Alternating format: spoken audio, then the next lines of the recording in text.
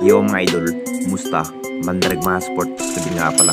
Ating usapan, Barangay Nibra, may bagong guard, jackpot nga ang Nibra at Elite Norio. Magre-retiro pa nga ba sa upunan ng Barangay Nibra? Pero bago na nga yan, kung bago pala sa aking channel, huwag mong kalimutan mag-subscribe at i-click ang notification bell para like kang updated sa tinitis upload pa natin.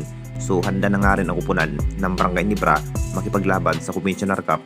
Mukhang nagpapalakas na nga rin dahil naghahanap pa rin ng bagong guard na makatamdim ng ating big man na si Troy Rosario. Gandang line-up na nga rin ang Jinx kung saan pinatunayan na nga ang ibang kupunan na hindi pa rin basta-basta ang kupunan ng Jinx dahil isa pa rin sa mas malalakas sa ating liga bukod pa sa TED Trupang Giga. Bago pa lamang po nagkakampyon sa Governors Cup, ang pangarap pa rin ng ating Barangay Nibra, ang Jinx na naman ang magkakampyon dito sa ating liga dahil mas maganda na nga rin ang chemistry ngayong paparating na Commissioner Cup. Posibleng kunin na nga ba ang nasabing guard na si Mikey Williams ng TED Trupang Giga? Alam na nating lahat mga idol, naging sinabi nga ang nasabing coach na si Coach Tim Kun mga idol, talagang gustong makuha ang nasabing guard na si Mikey Williams.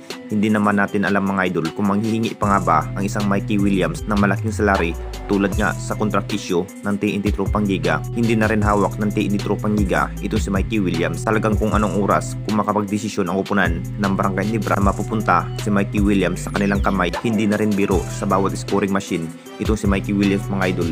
Isa rin sa nagiging buhay noong TNT Tropang Giga kung bakit nagkakampyon ang TNT Tropang Giga sa nagdaang season. At dito na naman tayo sa isa pa nating balita. Elite Norio, magre-retiro pa nga ba sa upunan ng Barangay Nibra? Alam na nating lahat mga idol, talagang na parang naiiba na nga ang bawat kilos. Ang nasabing veterans guard ng Barangay Nibra ay walang iba kundi si Elite Norio, na parang hindi na rin tulad noong kabataan ang veterans guard na si Elite Norio mga idol. Binibigay na nga rin sa bawat laro habang may stamina ito si Elite Norio. Ngayon pa lamang po na parang maikli na nga rin ang kanyang makukuhang playing time sa upunan ng Barangay Nibra, at lalo na may mga batang player na mas aggressive sa pagkikipaglaban tulad nga kay RJ Abarrientos at Scotty at Buntismal. Mukhang next year mga idol, posibleng magre-retiro pa nga ba ang nasabing veterans player na si Elite Norio ng Barangay Nibra. Nakita naman nating lahat sa bawat playing time ito si Elite Norio mga idol.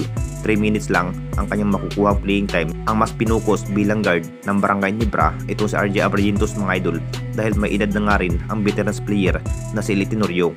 Siguradong matapos na nga rin ang Commissioner Cup mga idol, talagang tsaka lang magre-retiro itong si Elite Norio. Nag-average point pa nga lang po itong si Elite Norio mga idol, 7 to 6 points sa buong laban. Kahit ganun nga ang sinapit itong si Elite Norio, binibigyan naman ang kupunan ng Barangay Nibra na magandang history kasama nga ang ating veterans player na si Elite Norio. Anong masasabi ninyo mga idol tungkol sa ating video?